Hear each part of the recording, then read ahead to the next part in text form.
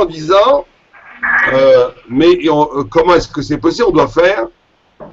On doit faire Adacha pour manger la viande. Donc Adacha, elle va marcher la viande pour recevoir un Touma.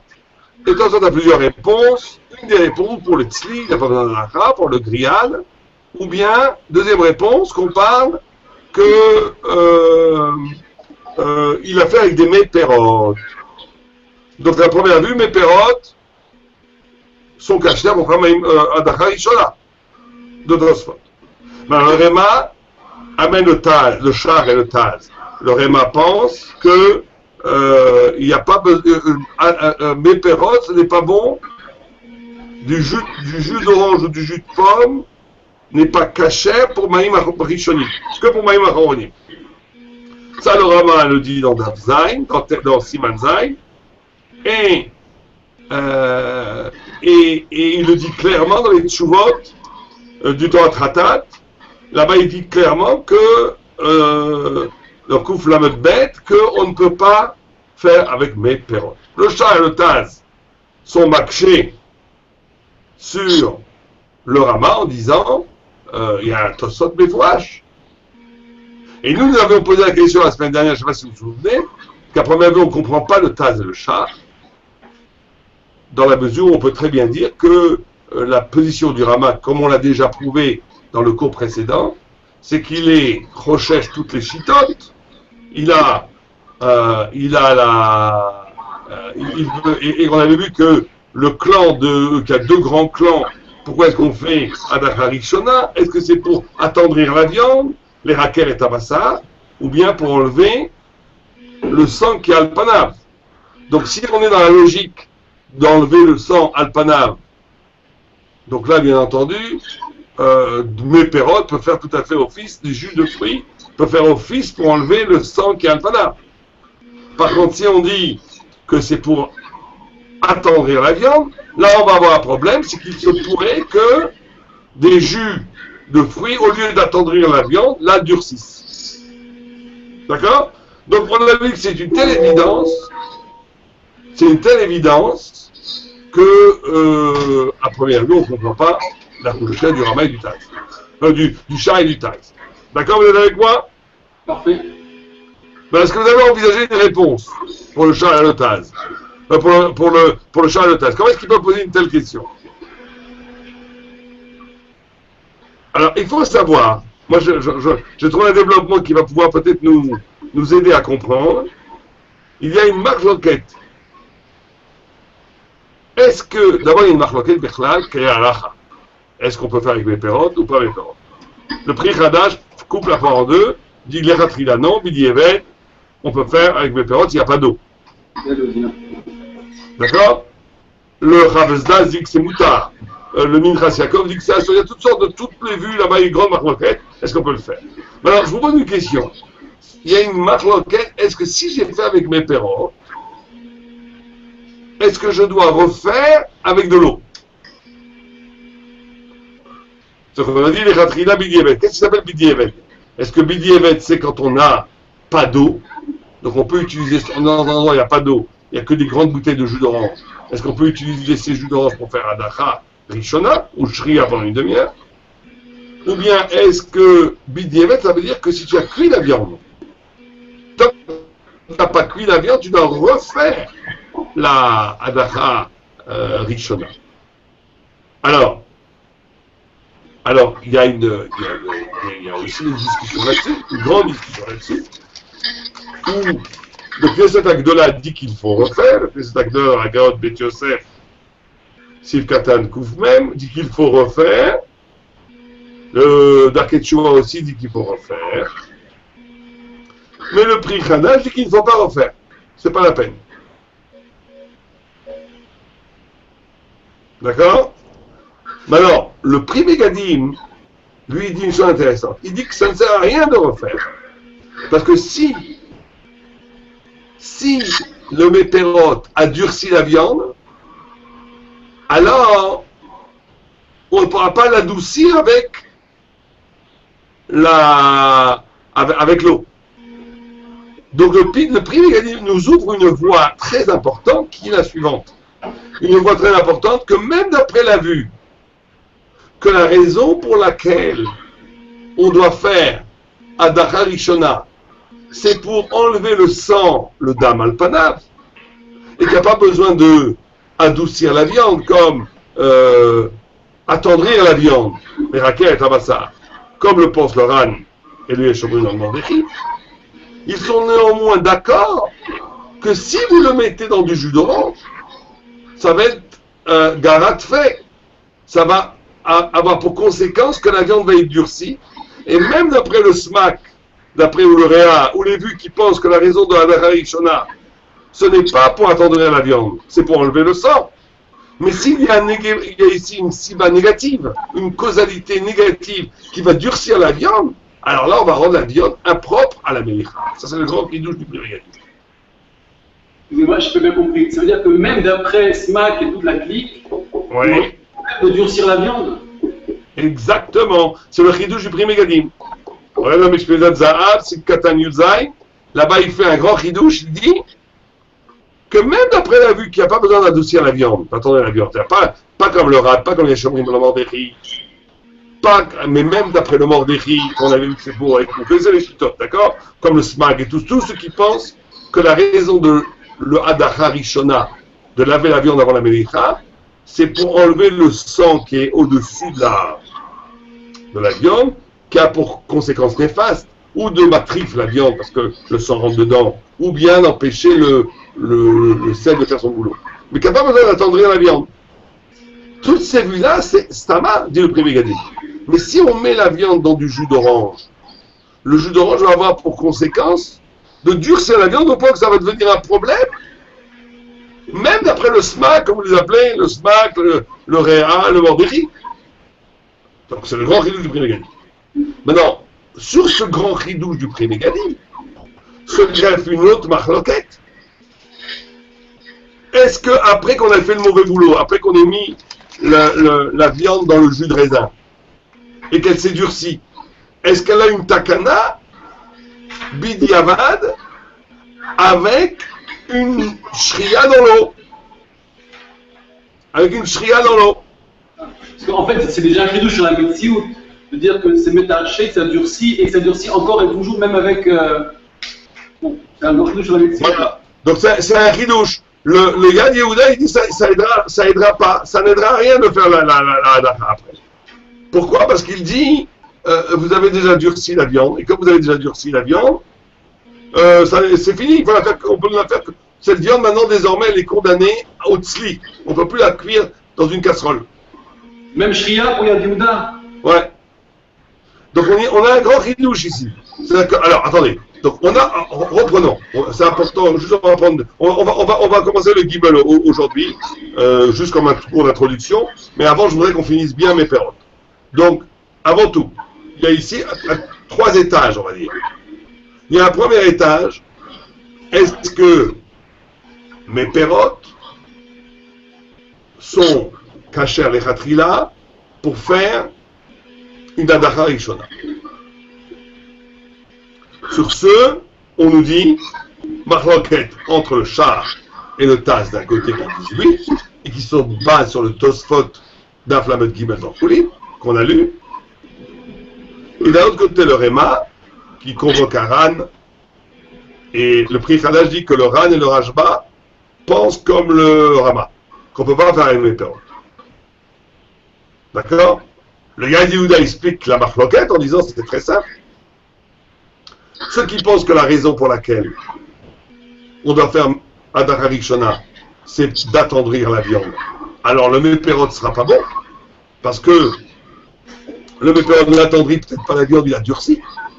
Mais d'après la vue qui pense que Hadara Rishona, c'est pour enlever le sang qui est à la surface, là, ça sera caché d'après tout début. Il explique comme ça le Yad Yehuda à Machloket. C'est le premier étage. Sur ce premier étage, nous avons posé une question en disant, c'est tellement évident, cette Rakira qu'on a faite. Et c'est tellement évident que le Réma et Rochesh toutes les chitotes, comme on l'a prouvé dans le Seif Aleph et Bet, Donc je vois pas en quoi, pourquoi il dit Tsarich Riyun, le chat, le petit pilpoul que nous on a fait, où on a expliqué le Rama Tchik-Tchak, c'est évident que le char et le Taz avaient les capacités thoraïques de l'expliquer, de le comprendre. Donc c'est impossible d'expliquer comment les... Enfin, le Yadioula explique comme ça, mais moi j'ai un problème avec cette explication, dans la mesure où c'est trop simple, et c'est trop évident, même si il n'y a pas de problème que ça soit simple, tant mieux que ça soit simple, mais c'est tellement évident que ça ne paraît pas possible que le char et le Taz soient passés à côté d'une telle évidence, au point où il pose une couche. Donc pour répondre à cette problématique, nous bâtissons un deuxième étage, qui est, d'après les vues qui pensent que le jus de pomme ou le jus d'orange ou le jus de raisin durcissent la viande, est-ce qu'il y a une takana en faisant une deuxième melicha, une deuxième anacha, pardon. Ah, est-ce qu'il y a une takana en faisant une deuxième ou bien non, ça servira à rien. Ça servira à rien. Alors, le prix Khadash dit qu'il y a une takana, il n'y a pas de problème. Le Knesset Agdola dit qu'il faut refaire. D'accord? Excusez-moi, le Knesset Agdola et le Dark Emos et le Dark Teshuvah disent qu'il faut refaire. Ça sert. Bien le prix Khadash, il dit si ça durcit, ça n'aidera pas de faire après la viande. Et le Yehuda nous donne d'accord. Donc maintenant, on comprend maintenant, troisième étage, si c'est vrai ça, on peut donner une réponse au Taz et au Char, que le Taz et le Char pensent comme le prix Mégadim, et comme l'a vu Kapatakana. En d'autres termes, le Char et le Taz seront d'accord avec le prix Mégadim, qu'après avoir mis dans un jus de fruits, la viande s'est durcie. Les Khadash, je voulais dire. Oui, non, mais maintenant je vais expliquer comment le Taz et le Char ont posé une couche au Rama. En tout cas, si vous pensez, je pense que c'est au troisième étage maintenant. Si vous pensez comme le premier étage, ça veut dire le Patabu qui pense que ça durcit. Si vous pensez comme le deuxième étage, qu'une fois que ça durcit, il n'y a pas de takana. Donc, et surtout, excusez-moi, si vous pensez comme le deuxième étage, que même d'après la vue que, le grand ridouche du prix Mégadim, que même d'après la vue que c'est pour enlever le dam, si vous mettez dans du jus de fruits, ça va oui durcir. D'accord? Si vous pensez comme ça, alors le Tosfot est oui couché contre le Réma. Parce que si le Réma, si toi tu penses le Réma que le jus de fruits durcit, même d'après les vues qui disent que la raison pour la Dacharishona, c'est d'enlever le sang et pas de rendre tendre la viande, mais si tu considères que le jus de fruits n'est pas juste quelque chose de parfait, quelque chose de neutre, mais qu'il a la possibilité de durcir la viande au point de poser un problème, même d'après les vues qui pensent que c'est pour enlever le damalpanav, dans ce cas-là, tu ne comprends pas pourquoi le Tosfot permet de faire avec mes pérotes. Donc le fait que le Tosfot permet de faire avec mes pérotes est une preuve que ça ne durcit pas la viande. Parce que si ça durcissait la viande, même le Tosfot qui pense que la raison pour laquelle on fait la Harishona, c'est pour enlever le sang, il aurait dû dire, Tosfot aurait dû interdire. Donc c'est oui une coucha pour le Réma. Et pas comme le Yad Yehuda dit, chacun les chitato, que le Tosfot qui pense que c'est à cause du dam, c'est pour ça que ça, il n'y a pas besoin. Le Ran qui pense que c'est pour attendrir la viande, c'est pour ça qu'il a écrit d'après le Réma qu'il ne faut pas mettre au même période. Tout ça est très joli, mais ça ne rentre pas dans la coucha du Taz et du Char contre le Réma. Donc on est obligé de penser que le Char et le Taz, ils ont compris que le durcissement de la viande est tellement extrême que les coulées alma, il faudra après attendrir la viande après. Et donc c'est pour ça qu'on ne fait pas mes pérotes. Et c'est pour ça qu'ils disent, tu vois bien, non, excusez, c'est pour ça qu'ils disent, donc tu vois que ce n'est pas vrai, que si le Char et le Taz disent, si tu avais raison, toi le Réma, que les mépérotes avaient l'habilité de durcir la viande, le Tosfot aurait dû interdire. le fait que le Tosfot, même si le Tosfot pense que c'est pour enlever la viande à l'panav, ça c'est quand il n'y a pas de durcissement, quand la viande est à son état naturel. Mais si toi tu penses que le jus de pomme durcit la viande, alors ça va être un problème pour tout le monde, pas que pour le Mordechai, mais pour le Ran.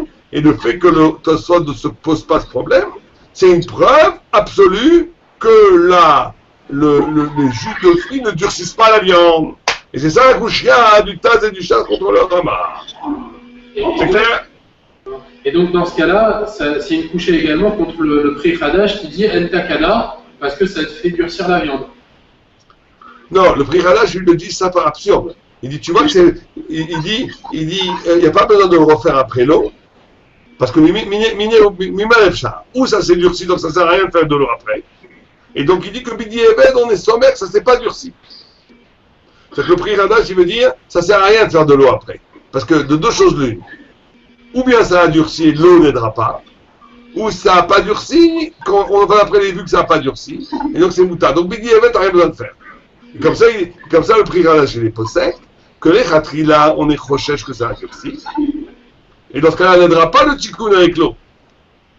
Et Bidi Eved, on considère que le jus de fruits ne durcisse pas. D'accord? Sur cette construction que vous avez faite donc pour réhabiliter Shartaz, ça veut dire qu'en fait, dans la guicha du Pri Megadim, il n'y aurait pas de demi-mesure dans Metarché. Si ça durcit beaucoup et longtemps.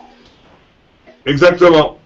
Le Pri Megadim, il n'a pas dit ça. Le Pri Megadim, il a simplement dit, il a nous ajouté un élément très important qui est que, même d'après les vues, que la raison pour laquelle on fait Adacha et Kshana, c'est pour enlever le sang, et ils n'ont pas le problème d'attendrir la viande, dès qu'on rentre dans le jus de pomme, ils sont eux aussi concernés par le durcissement de la viande. Ben, il n'a pas dit qu'il n'y a pas de takana, peut-être qu'il y a une takana. Mais l'événement, le sfara qui a amené le Pri Hadash, que peut-être qu'il n'y a pas de takana, peut être pensé par le Taz et le Shach, pas simplement comme un mini-oubé, mais comme un vrai élément qui fait que eux, ils pensent que si ça durcit, ça durcit jusqu'au bout. On va dire que c'est le Shach et le Taz qui pensent comme vous venez de le dire. Ce que vous avez venu de dire que si ça dure, il n'y a pas de demi-mesure. Ou ça durcit pas, ou ça durcit jusqu'au bout, au bas où il n'y a pas de takana. Et que tout le monde sera concerné par ça. Ça, c'est le pshat du Taz et du Shach. C'est clair? Messieurs, c'est clair? C'est bon? On peut continuer? Donc, la halakha, juste pour savoir la halakha, c'est que les Khatrila, on ne fait jamais d'adacha avec du méperot. Bidi Eved, on fait avec du méperot. Qu'est-ce qu'ils appellent Bidi Eved? Les poskim m'amènent, c'est quand on n'a pas d'eau sur place et que l'eau est à plus loin de 4000. 4000, c'est quand même 4 km. Alors après, je ne rentre pas dans les problèmes de est-ce qu'aujourd'hui, avec la voiture, vous savez, il y a toutes sortes de poskim, c'est pareil pour les tfilotes. Il fallait un minyan jusqu'à 4000. Est-ce qu'aujourd'hui, avec la voiture, qu'on peut arriver en 2 minutes, est-ce qu'on va multiplier ça par 40 km?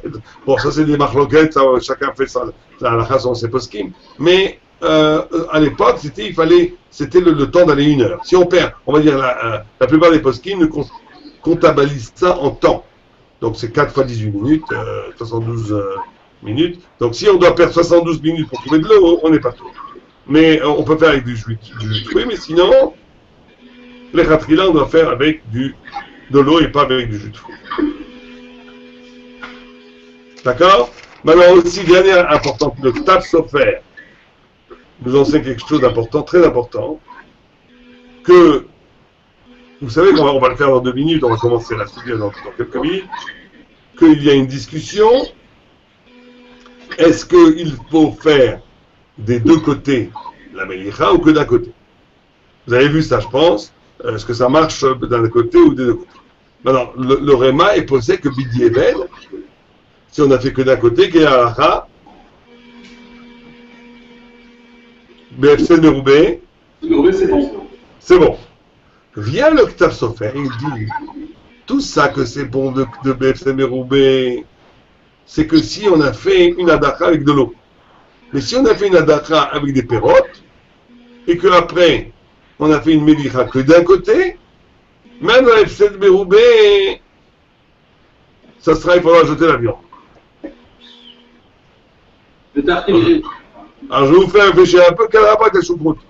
Quel rapport la marloquette entre le Rajba et le Roche, d'un côté ou de deux côtés, le psak du Rama, qu'on est posté comme le Rajba que Bidi Eved Befsed Meroubé, et le problème des pérotes. C'est une bonne introduction pour le Sif Gimel. Quel rapport? Qu'est-ce que vous dites, vous? Tartéléré Routa, ok, ça fait deux côtés négatifs, mais il faudrait trouver un lien. Vous allez au sens de très tartéléré Routa. Mais ça fait un peu aléatoire, ça se fait ça. Ouais. Et vous dites, vous nous donnez un 10, ça a un rapport avec Guimel. Voilà. Parce qu'en vérité, on va dire comme ça, pour le Ktav Sofer, pourquoi Bidi Eved Befsed Meroubé, on va dire que c'est bon? Et pourquoi est-ce que c'est pas bon? Et ça va être une grande clé pour comprendre le Gimel, dans ce Ktav Sofer. Que c'est pas bon, les Khatrila ou Afilu Bidi Eved Befsed Meroubé. Parce que dans toute Melicha de la viande, et ça on le verra aussi, il y aura des applications plus tard, sur d'autres halachas. Par exemple, une viande qui s'est vidée de son sang et qui a absorbé un autre sang. Est-ce qu'une Melicha va pouvoir aider? Imaginez que vous achetez une viande à la boucherie qui a été cachérisée. Et qu'après, vous ne savez pas qu'elle a été cachérisée. Vous la salez avec des viandes qui n'ont pas été cachérisées. Là, cette pauvre viande cachérisée, n'a plus les défenses qu'ont les autres viandes. Enfin, une partie des défenses sont tombées. Elle n'a pas aidé des taris du flotte lobala. Elle n'a pas un des pshas de Kebolo Karpolto. Ça veut dire que comme elle rejette son propre sang, elle va rejeter le sang qu'elle a absorbé à l'extérieur. Vous savez que ça, c'est le Siman Ain, où on explique comment ça se fait qu'on a le droit de faire une mélicha de plusieurs viandes en même temps. Puis en vérité, le sang qui sort d'un morceau de viande devrait rendre taef l'autre morceau de viande. Puisque le sang, quand il sort avec de la mélicha, il est devenu un flux d'interdit. Donc on a tous les grands principes de Haïdé Taïm, Iflot, Kebolo Karpolto, Mishrak Sharik, etc. Quand une viande a perdu tout son sang, elle perd une grande partie de ses défenses pour ne pas absorber la viande de l'autre. Mais est-ce que si elle a absorbé une viande extérieure à elle-même, est-ce qu'on peut la saler après pour extirper son sang? C'est des grandes marques. On verra ça plus tard, entre le Mechaber, le Rama et d'autres. Mais en tous les cas, le Mechaber faisait que oui, par exemple. Qu'on peut la cachériser. Que le sang qui est rentré pourra sortir avec du sel. Donc on voit que le sel a deux fonctions. Il a une fonction de pompe, d'absorber le sang. Il a une deuxième fonction, c'est qu'il met en ébullition la viande dans une synergie pour qu'elle expulse tout son sang. C'est Zvedinim, il y a deux din, Shtedinim dans la salaison. Il y a un din où le sel lui-même, comme élément extérieur à la viande, a un pouvoir de pompe, d'absorber le sang qui est à l'intérieur de la viande, sans mettre en ébullition la viande, sans chauffer la viande, si vous préférez. Et il y a un deuxième élément de salaison, qui est que le sel va avoir un affect direct sur la matière viande, pour qu'elle expulse son sang.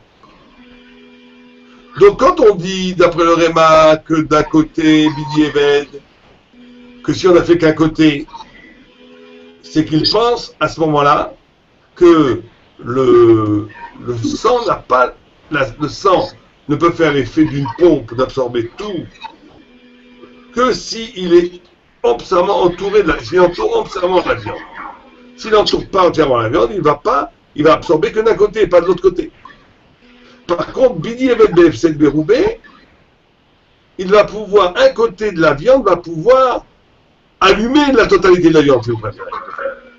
Mettre en ébullition un côté de la viande, et donc ce côté de la viande va influencer sur toute la viande, et toute la viande va expulser son sang, on va dire ça, Befsed Meroubé. Dis le Ktav Sofer, tout cela, c'est quand on a fait une adacha avec une maïm normale. Mais quand on a fait une adacha avec du mépérot qui a durci la viande, on n'aura plus qu'un des deux éléments de la salaison. On n'aura plus que l'effet pompe. Le sel à l'extérieur peut absorber le sang, mais ne peut plus mettre en ébullition la viande.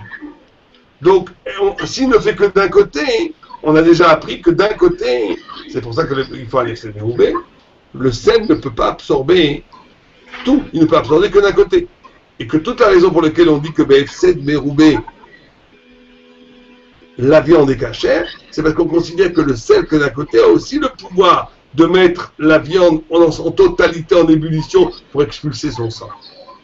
Mais ça, ce n'est vrai que si on a fait une adacha b'maïm. Si on a fait une adacha b'meperot, il n'y a pas cette force-là. Alors on reprend. Vous êtes avec moi sur cette notion? Ça c'est le... Oui, allez-y. Ouais, j'aurais quand même une question. D'abord, est-ce que cette deuxième Nekuda, ce deuxième dîme de la viande qui chauffe et qui est pour les têtes, est-ce que c'est très assimilable à Maliar Kurotéa? Est-ce que c'est ça en fait le Béder Maliar Kurotéa? Exactement, tout à fait. Pas autre chose, d'accord. Et on voit que d'après la Gemara, Maliar Kurotéa, c'est vraiment le etsem de la salaison. On verra beaucoup plus tard. Une chose, il y a l'effet d'osmose et Maliar Kurotéa. Ça, on était au mail là-dessus en fait. On a bien cerné qu'il y avait ces deux paramètres en permanence. Très bien. Ces deux paramètres qu'il faut faire très attention parce que il va avoir aussi des conséquences par rapport à des issours. Pendant que chez Dominoukav, à quel moment l'affect Mélach va commencer? Est-ce que dès le début, après, est-ce qu'il faut du temps, etc. Je peux bien comprendre en quoi l'usage de mes pérotes est cachour lasé. Je crois pas très bien. Ça empêche la viande de chauffer après, mais pourquoi moins plus que l'eau? Qu'est-ce que c'est parce que c'est sucré, parce que c'est acide? Non, parce que c'est parce que ça a durci. On est toujours dans la logique de durcissement. D'accord. Si la viande est durcie, elle ne peut plus maintenant être se mettre en fusion, si on veut, kérotéa avec du sel. Par contre, la qualité, la première dîme de pompe existe. On s'en fiche de durcir ou pas par rapport à ça. Ça, c'est le tridouche du Ktav Sofer. Le Ktav Sofer dit que si on a pris une viande qui a été adacha avec de l'eau, et qu'on a mis que d'un côté le sel, alors bien que le sel, en tant que sel, n'aura pas le pouvoir d'extirper tout le sang, puisque lui considère que l'effet de pompe propre au sel n'est valable que s'il y a un effet synergique, ça veut dire que le sel soit tout autour de la viande. Par contre, le deuxième effet, que le sel est rotéach, ça, quand vous mettez du feu sur un des côtés d'un steak, tout le steak est chaud. Et bien, vous mettez du sel sur un côté de la viande, toute la viande est chaude, au point où elle va expulser tout son sang. On dit ce sera que dans Epsen, encore une fois, on ne se repose sur ce sera que dans Epsen Meroubé. Pour le Réma. Ça, Epsen Meroubé, non. Pour le Mechaber, il oublie Epsen Meroubé. En tout cas, que en Epsen Meroubé d'après le Réma. Ah, bien que ça soit fait, il dit, mais on ne dit cela, qu'on se repose sur ce sera dans Epsen Meroubé, que si on a, parce qu'on se repose sur la notion de toute la viande en fusion, et qu'on laisse tomber la pompe. Mais si on est dans une viande qui a été adara avec béperote, on ne peut compter que sur la pompe. On ne peut plus compter sur la viande en fusion. Pourquoi? Parce que la viande ayant durci au point où elle va résister elle ne va pas se mettre en fusion du tout. Elle est trop froide, trop crispée, trop concentrée. Il n'y aura plus que les effets de pompe. Or, l'effet de pompe n'existe que si on met tout le sel autour de la viande. Comme on a vu, comme on a vu dans le dîme de l'Echatrila. C'est clair, messieurs? Oui, mais juste pour revenir sur le Rama, on avait vu que éventuellement le Rama ne parlait que de la Dacha Harona dans mes pérotes. Bien sûr. C'est le Dieu qu'on avait dit que mes pérotes n'est permis que pour Dacha Harona. Donc, qu'est-ce que vous en déduisez? Donc, Gam Adacha Rishona, c'est. Justement, la question était de savoir si on pouvait faire le parallèle en Adacha Harona avec Adacha Rishona ou pas. Ben non, c'est tout le dieu du Shah et du Taz dans le Réma. D'abord, le Réma lui-même le dit que Adacha Rishona, on ne le fait pas avec des pérotes. Parce que c'est métarché, ça rend dur la viande. De plus, dans le Sib Zayn, en disant qu'on peut faire la Adacha Harona avec des mépérotes. Vous en déduisez quoi? Que c'est la Adacha Harona dont parle le Rama et pas la Adacha Rishona. Exactement. Ça veut dire que vous en déduisez que la Hadara Rishona, c'est interdit de faire avec des météores. C'était tout le début du cours, ça. Tout le début c'est le diouk qui est le début de tout. Donc, on a pour établi que pour le Réma, on ne peut pas faire Hadara Rishona avec mes perrottes. Est-ce que Bidievet ça marche ou pas? La plupart des 18. Mais pourquoi ça sera bon? Que parce qu'on va être sommaire, comme la fameuse chita du Rabbi Weger, qu'il y a 7 chitotes, mais que du moment qu'il y a un rov chitot, ça marchera. Donc, comme avec des mépérotes, vous avez enlevé le sang qui est sur la viande, mais ça n'a pas, mais le Réma pense que ça n'a pas attendri la viande. Donc, d'après le Ran et le Yeshomrim dans le Mordechai, vous aurez une viande taref. Simplement, le Réma est posé Bidievet, qu'on peut se reposer sur la majorité des vues qui font ce qu'on appelle le fameux système de 2 contre 1. Si vous avez un robe de chitot où on a effectué un Hadara Rishona, ça marche. Donc mes pérotes, il y aura un robe, puisque avec mes pérotes, vous enlevez le svag, vous enlevez le réa, vous enlevez le roche, etc. Vous enlevez le mordechai. Donc vous êtes majoritaire. Quand vous êtes majoritaire, ça sera caché à midi. Mais en tous les cas, dans le monde du Ran et dans le monde du Yeshomim de Mordechai, que eux pensent que la raison pour laquelle on doit faire Hadara Rishona, c'est pour attendrir la viande, en faisant mes pérotes, vous avez rendu tarif la viande. Et on ne peut plus la cachériser. Il faut faire que de sli. D'accord. À la fin des maasés, la filou, les filles maran, les khatrila, c'est pas bon, mes pérotes. Pour maran. Pour maran, on ne sait pas. On ne sait pas. C'est pas écrit. Mais comme nous on avait déjà dit, vous vous rappelez la semaine dernière, que le Mechaber a été possède comme le Mordechai, à première vue, dans ce cas-là, ça marche. Ça sera bon. Parce qu'on avait prouvé qu'il n'était pas comme le Ran, à première vue. On avait prouvé qu'il était comme le Smak, que Bidle Khatrila, mais pas Bidle et etc. Donc, à première vue, mes pérotes, ça sera bon. À première vue, il n'est pas. Mais il y a des vues, comme le Torah Tratat et d'autres, vous vous rappelez, on avait vu ça la semaine dernière, qui pensent que le Mechaber était possédé comme le Ran. J'ai jamais compris mais ça a été écrit quand même par des très grands acharonim. Donc, d'après eux, effectivement, vous avez raison. Si on est dans la logique du Torah Tratat, qui dit que le Bet Yosef a été possédé comme le Ran, alors bien entendu, mes pérotes ne sera pas bon pour les Sfaradim non plus.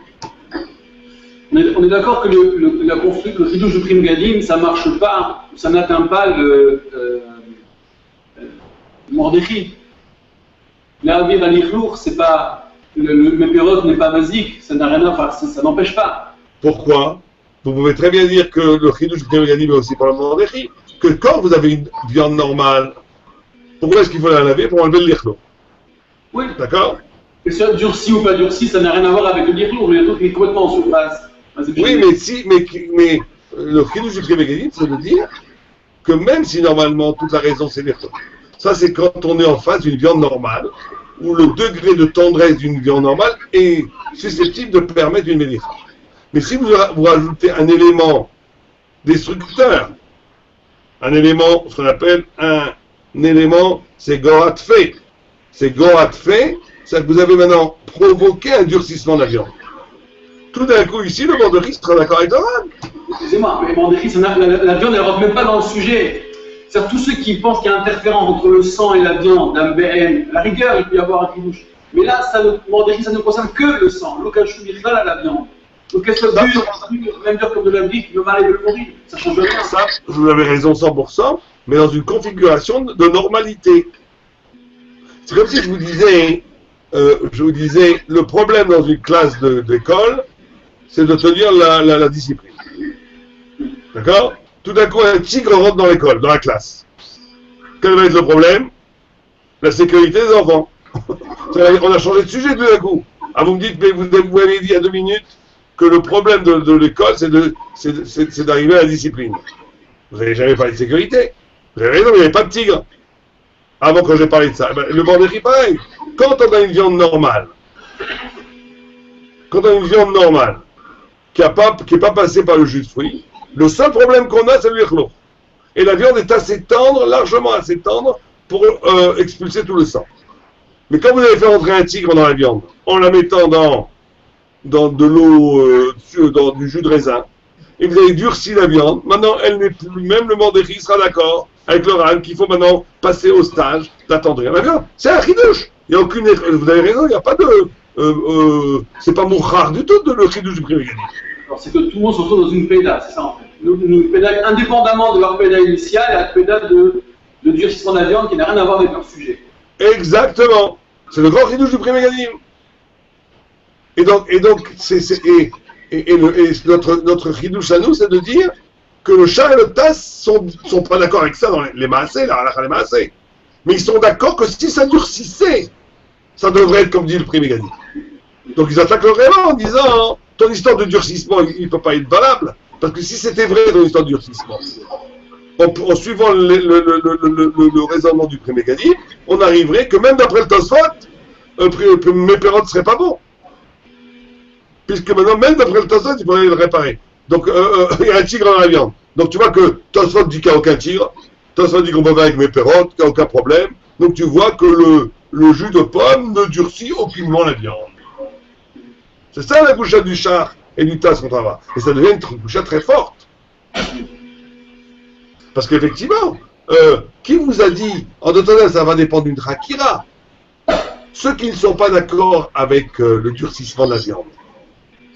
Excusez-moi, ceux qui ne sont pas d'accord avec le fait que la hadacha a à voir avec le fait de l'Eraker et Tapassar. Comme le smack, le Mordechai, tout ça. Est-ce que c'est parce qu'ils pensent que même si la viande est dure, ça ne pose pas de problème? Ou est-ce que c'est parce qu'ils pensent que la viande est assez tendre? Comprenez la Rakira? Quelle est la marloquette entre le Ran et prenons par exemple le smack et le Mordechai? Est-ce que c'est parce qu'ils pensent que le durcissement n'est pas un facteur empêchant la Melicha? Ou bien est-ce qu'ils pensent que on se fait des problèmes qui n'existent pas? Toute viande est assez tendre pour pour opérer une plita du dam. Si on va d'après la première Hakira, vous avez entièrement raison. Car si leur sfara, c'est de penser que le durcissement n'a aucun effet négatif sur la Melicha, là vous avez entièrement raison. Dans ce cas-là, mes pérotes, pas mes pérotes, tout est permis. Et même si ça durcit, il n'y a aucun problème. Mais on voit que le Mordechai, le privé, n'a pas compris comme ça. Il a compris que la marloquette entre le Ran d'un côté et le Smag et le Mordechai de l'autre, c'est que tout le monde est d'accord qu'il faut que la viande soit tendre. Tout le monde est d'accord que pour faire une Melicha, il faut que la viande soit tendre. Mais disent le Smag, le Mordechai et d'autres, et le Roche, disent, mais monsieur, mon cher Ran, la viande est assez tendre, elle n'a aucun problème. T'as pas besoin d'attendre plus. Oh, si c'est ça la marque, ok. Alors quand tu as fait un acte de durcissement, là tout le monde est concerné par le problème, et tout le monde va devoir, oui, attendre la viande. Est-ce qu'on peut le faire après ou pas? C'est une autre marque, ok. Est-ce que c'est clair? C'est parfait. Alors, halakha le maasé, on va dire comme ça, oui. J'aimerais juste revenir sur le Ktav Sofer. Oui. Alors, pour voir si j'ai bien compris le cas, on parle que quelqu'un aurait fait Adacha Bemeperot. Oui. Et ensuite, il aurait fait Melicha seulement Betzad Echad. Bien fait. Alors, il est possède que même Befsed Meroubé, Oui. c'est assaut. Oui. Et ça, c'est Afilou Bediavad. Oui, Philippe F. Bidiavad. Ce que je veux dire, c'est qu'il n'y a même pas de takana possible. Aucune takana, tu peux faire que Tzli. Alors, selon votre expert, j'ai du mal à comprendre pourquoi il n'y a pas de takana. Parce que si on dit comme, si j'ai bien compris ce que vous avez expliqué, vous avez dit que le problème, si on fait Adacha, il y a deux propriétés, propriété de pompe et propriété de retira. Si on fait Adacha Bemeperot, il n'y aura plus de propriété de retira, il restera que la propriété de pompe qui sera effective que d'un côté. Et donc c'est la raison pour laquelle il est assaut. Donc si c'est un problème sur l'efficacité de la Melicha, on pourrait refaire convenablement par la suite une Melicha. Pourquoi est-ce qu'on ne dit pas, par exemple, on explique un peu différemment, on dirait que BSM, il y a une pompe. BSM, même si on a fait Adacha Bemeperot, c'est aussi rotéar. Mais le fait que l'autre côté, le fait que on ait fait Adacha Bemepérot, et que donc ça durcit. Donc le côté sur lequel on a mis le sel, ça pourra tirer convenablement. Le côté où on n'a pas mis de sel, étant donné qu'il est enduit de Mépérot, il va empêcher toute pléta de ce côté-là. Et donc on va se retrouver avec un morceau de viande qui va permettre d'avoir du dam qui est bloqué à l'intérieur, et avec la minicha, ce sera rotéa, et ça sera Nessar, les gamrés. C'est le seul moyen d'être au serre les gamrés, même d'enlever toute possibilité de takana. Pourquoi D'abord, j'entends ce que vous dites, mais il y a deux problèmes. C'est que dans votre raisonnement, vous n'avez pas gagné plus. De la même façon, ce que vous dites, pourquoi est-ce qu'on ne pourrait pas faire une deuxième minicha de l'autre côté plus tard? Parce qu'une fois que c'est rotéa à l'intérieur, et qu'on a empêché, c'est comme si on avait fermé la porte de l'autre côté. C'est pour Eshmi Makom et Makom, vous voulez dire. Maintenant, on a un problème de dame qui est pour Eshmi Makom et qui s'est empêché de sortir à cause du fait que ça soit carouche. Vous pouvez dire ce pshat aussi, il est très bien. Il n'y a pas de problème. Ce que vous dites, c'est une possibilité aussi d'expliquer le Tam Sofer. Et il n'y a pas de problème. Vous pouvez le dire, mais c'est pas. Vous gagnez peut-être une plus fine explication pourquoi il n'y aurait pas de takana. Mais je ne suis pas sûr que le pshat du Tam Sofer soit qu'il n'y ait pas de takana. Vous l'avez vu même pour. Certainement. C'est une spéculation. Non, je veux dire, est-ce que d'après le Tam Sofer, quand tu dis qu'il n'y a pas de takana, même avec Sen Meroubé, ça va dépendre, on va étudier ça plus tard, maintenant, enfin pas aujourd'hui, mais la semaine prochaine, qu'est-ce qu'on appelle que c'est pas cachère? Est-ce que c'est après avoir cuit ou après avoir salé? Vous avez vu ça? Oui. Si, je suis d'accord avec vous que votre explication serait peut-être plus pertinente si on est dans la configuration que le Assour B'Diavad est même avant qu'on les cuit. Dans ce cas-là, effectivement, vous rajoutez une explication pourquoi est-ce qu'il n'a pas de takana. Parce que vous avez gagné que même dans le Tzad Echad, que dans le Yaroteach, Katour, simplement que ça restait bloqué à cause du durcissement de la viande, et donc on a une sorte de dame qui pourrait mieux comme la. Mais d'après la vue qui dit qu'il y a une takana entre les deux et les autres, et que quand on dit que c'est pas Kasha B'Diavad, c'est après avoir cuit. Vous avez vu ce moment entre le char et le taz, oui? Donc dans ce cas-là, vous n'avez aucune raison, parce qu'on peut parler que quand il dit le Tam Sofer, que la Filou BF7 Beroubé, c'est quand on a cuit. Mais qu'avant de cuire, on peut faire une takana dans les deux, donc il n'y a pas de problème. Donc dans ce cas-là, il vaut mieux prendre l'explication la plus simple, de dire qu'il y a un tzad reticha et un tzad pont. D'accord. Ce que vous dites est tout à fait, on peut retenir ce que vous dites, il n'y a pas de problème. Alors maintenant, je voudrais qu'on reprenne qu'on commence son introduction, parce qu'on n'aura pas le temps aujourd'hui de finir ça, mais on le fera avec tous les détails, si Dieu veut, la semaine prochaine. On commencera par le Guimel. Je voudrais que quelqu'un d'entre vous lise le tour, on commence donc le Guimel maintenant, le tour sur le site Guimel.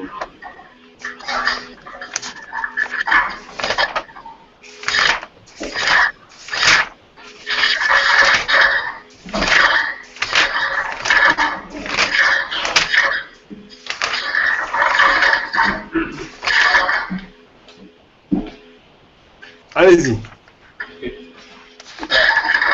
מולך בן מלארגס, והרמב"ם כתב שהם הולכים אליו במלח הגס, שהמלח שהובדק ככימר נבלע בבשר ואינו מפיץ. Bon, ça c'est quel genre de mélange on va faire, ça c'est des choses simples. Passons, continuons. Vadoni Avi Arosh. והרמב"ם כתב דנו מסתבר, דיותר שהוא המלח הדק הוא מתפזר על הבשר ובו להוציא אדם כי הוא נדבק בו, אבל הגס הוא לא שר מן החתיכה כשהוא הופך למולך על צידה השני. Donc vous avez vu ça marche, ok? Donc qu'est-ce qui s'appelle, quel est le meilleur sel qui est approprié pour faire Melicha? Est-ce que c'est du gros sel, très gros sel, et pas du sel fin, ça c'est le Rambam. D'après le Roche, plus il est fin, mieux ça vaut parce qu'il s'insère dans tous les plissures de la viande. Et là, la rare, on l'a vu, c'est entre les deux, on essaie d'avoir un vin mi-gros, parce que les deux éléments ont un élément de vérité, c'est que d'un côté, le gros sel il a un plus gros pouvoir d'absorption, il ne se noie pas dans le sang, et il ne se noie pas dans le sang, mais d'un autre côté, c'est vrai que le petit sel, il peut s'insérer partout. Donc pour arriver à essayer de gagner sur les deux tableaux, la halakha, c'est qu'on prend un demi-gros sel, comme ça on a les deux avantages. Mais ce qui m'intéresse, c'est la suite, allez-y. Comme introduction du cours de la semaine prochaine. Allez-y. Continue à lire. On continue. Mélach à la bassa. Donc le dalet. Oui. D'accord. ובעיקר המניחה כתב הרשב"א שאין צריך ליתן מלח לבשר עד שיכסינו כולו. אלא מולח יפה יפה. Alors vous avez fait le dalet ou pas? Oui. Vous avez commencé le dalet? Le dalet, oui. Oui, c'est le dalet que je voudrais étudier à fond la semaine prochaine. Mais je voudrais qu'on l'introduise aujourd'hui. Alors allons-y. Alors, Melach Alavasa, allez-y. עד שיכסינו כולו, אלא מולח יפה יפה, עד שלא יראו לאכול עם אותו מלח. ואין צריך למנוע חתיכה משני צדדיה. Ça, c'est le grand ridouche qu'il faut comprendre du Rashba, qu'il n'y a pas besoin, à première vue, quand on lit le Rashba simplement, qu'il n'y a pas besoin de faire Melicha des deux côtés. Qu'il suffit de faire Melicha d'un côté de la viande. Et vous savez que ce psak a été retenu il y a 50 ans par la rabbanout de Jérusalem, qui a fait, c'était un des premiers grands machloket entre le monde mahmir des shivot, enfin des haridim, et le monde mekel, ce qu'on appelle en Israël mizrachnik, des rabbanim plutôt sionistes, etc. Ça, on ne fait pas de politique ici, ni d'histoire, mais c'est intéressant de savoir que ça a été une des premières grandes machloket. La rabbanout, pour des questions comment on appelle ça, pas d'agenda, de pratique, si vous préférez, a pris le psak du Rashba, en disant on fait que d'un côté, ça suffit, et on va voir le roche, avaladoni avi roche, zal, katat, tsatsari, les fazer alav, melach harbe, shelo yisher bo makom, bli melach. Et donc, le roche dit qu'il faut que ça soit salé de tous les côtés, et que le havaz, ou le tarnegol, tsarir limloar gam bifnim, qu'il faut le faire une melicha même dedans. Donc, les questions qu'on va avoir ici, qu'on se posera la semaine, donc on essaiera d'entrer en profondeur la semaine prochaine, c'est est-ce que quand le Rashba, excusez-moi, il dit qu'il n'y a pas besoin de faire un côté, ça suffit, est-ce que c'est les Khatrila ou est-ce que c'est Bidi Eved? C'est tout le Nosé Bet Yosef Bar. Exactement. Deuxièmement, quand le roche, il dit aussi Tsarir, est-ce que on va avoir un problème après de Bidi Eved, c'est pas cachère, ou Bidi Eved, c'est cachère. Donc on a en réalité le même problème dans le Rashba et le roche, à comprendre. Quand le roche dit ce qu'il dit, est-ce qu'il le dit comme Ikaradin, mais il est d'accord que les Khatrila, il faut tout saler.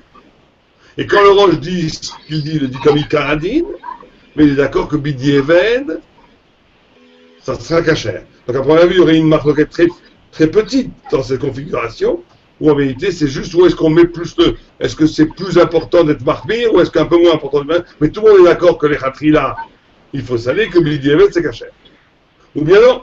Ou bien le Rashba pense que le Ikaradin, c'est de saler un côté, et que le fait de saler tous les côtés, c'est que mitzvah minamoufra, c'est qu'une façon plus khumra de faire, une khumra be'alma, et que le roche de l'autre côté peut penser deux choses, c'est pas du tout une khumra be'alma, que c'est le halakha, c'est qu'il faut tout saler, et que peut-être Bidi Eved sera caché, ou peut-être que Bidi Eved, ça sera même pas caché. On a tous les ventailles ici, on a 4 possibilités de marloquette. Ou bien ils sont absolument d'accord.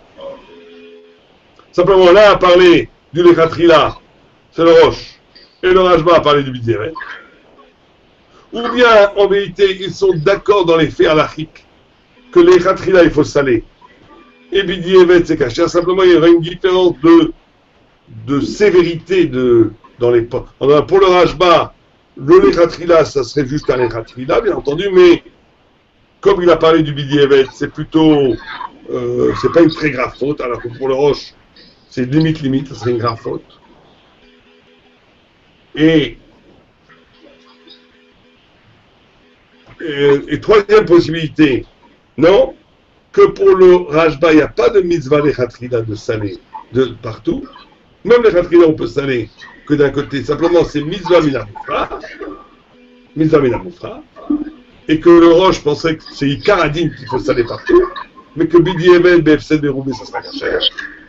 Quatrième possibilité de marquette extrême, que pour le Rajba, un côté suffit, l'Ikaradine, et que pour le Roche, même Bidi Eben, ça sera tarif. Donc il y a 4 degrés d'analyse de la marquette. Ça, c'est la première question qu'il faudra se poser la semaine prochaine. Se localiser, prendre position par rapport à ces 4 choses-là. Ben, je vous invite à y réfléchir, à me donner vous-même les réponses à cette prochaine. Deuxième grande question qu'on va avoir, c'est quand on parle d'un côté. Est-ce que c'est un côté mamache, ou est-ce que s'il y a un trou dans un des côtés, ça s'appelle qu'on n'a pas fait tous les côtés. En d'autres termes, vous avez une surface, je ne sais pas moi, de 200 cm². Alors, un côté c'est 100, l'autre côté c'est 100. Imaginons qu'on a fait tous les côtés, mais qu'on a laissé une surface de 30 cm² où il n'y avait pas de sel. Est-ce que là aussi, le roche va être marmire, ou bien est-ce que le roche ne va pas être marmire? Est-ce que là aussi, le Rajba dira que les Khatrila, il faut être marmire si on est dans une des 4 configurations que le Rajba doit être marmire? Est-ce qu'il doit être marmire partout ou pas? D'accord? Ça, c'est la deuxième question qu'il faut se poser. Est-ce que, quand on dit Shtes Dadim, ça, c'est un terme générique qui veut dire qu'il faut que ça soit partout et qu'il ne faut laisser aucun endroit sans sel? Ou non, du moment que dans un côté il y a du sel, même si dans ce côté il manque un trou, c'est pas grave. On va voir que tout ça c'est des marloquettes. Tout ce qu'on dit maintenant c'est des marloquettes. Au point où une fois j'avais posé une grande question, j'ai un des meilleurs hershers en Israël, c'est ce qu'on appelle le hersher Badatz Eda Haridit, qui est pris par tous les grands fromes et tout. Or, quand vous achetez du poulet Eda Haridit, vous avez une sorte de stem, comme on dit en français, caché en fer, avec qui est donné juste après la shrita. Je ne sais pas si en France vous mettez de l'encre, je crois, qui était sur la chair du poulet. Ouais. J'ai vu de l'encre, non, en France. Non, il y a aussi, ça dépend des productions, mais des fois il y a aussi un petit cachet en plomb. Un petit cachet en plomb. Or, ce cachet en plomb, c'est un problème. Parce que si ce cachet en plomb, ils le mettent juste après la shrita, on est d'accord? Et quand ils font la salaison, c'est bien plus tard. Alors, quand ils font la salaison, ça m'étonnerait que ceux qui font la salaison à la chaîne, ils vont soulever le cachet pour mettre le sel sous le plomb. Donc, le plomb est une khatsitsa entre la chair du poulet et le sel. Or, dans une des configurations qu'on vient de dire, que le pshat, que d'un côté, ça doit être partout et que s'il manque un trou, c'est pas bon, on a un gros problème avec ces poulets soi-disant super cachés, qui peut-être seraient tarifs. On en parlera aussi la semaine prochaine de ça. D'accord? Ça, c'est la deuxième question qu'il faut se poser. Troisième question qu'il faut se poser, qui est très importante, d'accord? C'est, est-ce que, quand on parle de toutes ces bidi-évèdes, là, que c'est caché, bidi-évède, de quel bidi-évède on parle? On va un peu parler tout à l'heure. Est-ce que c'est un bidi-évède qu'on parle après avoir fait la salaison? Yallah, c'est pas grave, on l'a pas très bien fait, mais on peut y aller, on peut continuer le travail maintenant, rincer et cuire. Ou bien non, bidi-évède, c'est quand on a déjà cuit la viande, on te dit de ne pas jeter à la poubelle toute la nourriture parce qu'elle a déjà été cuite. Mais si ça a été juste salé que d'un côté, et que tu as encore le temps de refaire une salaison, tu dois refaire une salaison. Ou pas. Et bien entendu, l'annexe de cette question, c'est est-ce qu'en faisant cette salaison, est-ce que de refaire une salaison, ça va marcher ou ça va pas marcher? Est-ce que ce serait efficace ou pas efficace? D'accord? Ça, c'est les questions qu'on doit voir, les 4 grandes questions qu'on doit voir. Et ces 4 questions qu'on doit voir, on doit voir comment le Mechaber a été possède là-dessus, comment le Rama a été possède sur ça, comment les Nosekinim ont été possèdes Char et Taz, et comment le Kafachaïm, les Sfaradim, sont nos règles aussi par rapport à cette halakha. Ça, je vous ai donné juste les grands aperçus de ce quoi on parlera, si Dieu veut, la semaine prochaine, lundi prochain. Est-ce que vous avez des questions sur ce qui a été dit avant, sur le Kafou, pas sur Kafou, sur les Pérotes, et sur cette introduction du site d'année? Ouais. Enfin, peut-être une question, mais qui est un peu déjà en dehors du sujet, mais périphérique. On a bien saisi tous les deux paramètres là, dans le développement sur Sophère, cette affaire des deux paramètres osmose et le côté OTA. Est-ce qu'aujourd'hui, aujourd'hui scientifiquement, on va pouvoir démontrer les effets du sel, les réactions chimiques entre sel et les tissus de viande, etc. Est-ce qu'il y a eu des études là-dessus pour voir ce que c'est vraiment les deux paramètres qui fonctionnent, osmose et rejeté-poudre? Deuxièmement, est-ce qu'on pourrait imaginer de créer un sel qui n'ait pas un goût salé? Un sel qui soit ou que osmose, ou bien osmose et rotéate, mais sans le goût du sel. Nafkamina pour les gens qui font des régimes sans sel, qui se plaignent de la cache-croûte industrielle qui est faite à l'abattoir quasiment, et puis eux, ils n'ont pas le loisir de faire ce qu'il y a sans sel. Est-ce que ça peut exister un sel comme ça, pas salé? Est-ce que vous avez entendu parler de recherche là-dessus? Alors non. Alors la première question, c'est que en vérité, chaque fois la mitsiout, la réalité, chaque fois que vous avez une marloquette, la mitsiout, la recherche scientifique, si vous préférez, l'observation de la réalité, même avec des éléments technologiques modernes qu'on n'avait pas avant, montre bien que les deux éléments existent. Simplement, la grande discussion qu'a chez les sages, c'est quel élément est dominant, qui est le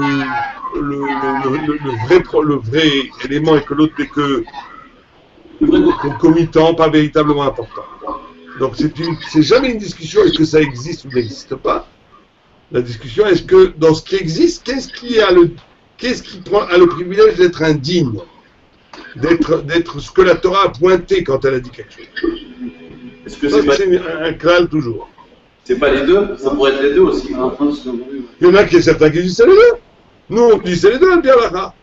Sur ce cas-là, on dit que le sel a un pouvoir de pompe et un pouvoir de hauteur. Et il a les deux. Et on va avoir des nafkamina, mais il va avoir des nafkamina, comme on a voulu expliquer, à côté, de côté, du diamètre de celle de Roubaix. S'il y a un des deux qui tombe, ça va avoir des nafkamina, etc. Ça, c'est la première chose. Hein. La salle, tous les postes qui me disent que si vous n'avez pas de sel, la seule façon de cachériser la viande, c'est il n'y a que le feu qui peut remplacer la sel. Et on n'a jamais vu un possède qui dit on va trouver un sel, à moins qu'on ait inventé aujourd'hui un niveau chimique, je peux faire même pas avec du sel, sans sel. Là, il faudrait demander à des grands poskim, des grandes générations, est-ce qu'ils peuvent permettre ça? Ça, j'en sais rien, je ne peux pas vous dire. Imaginons qu'un chimiste invente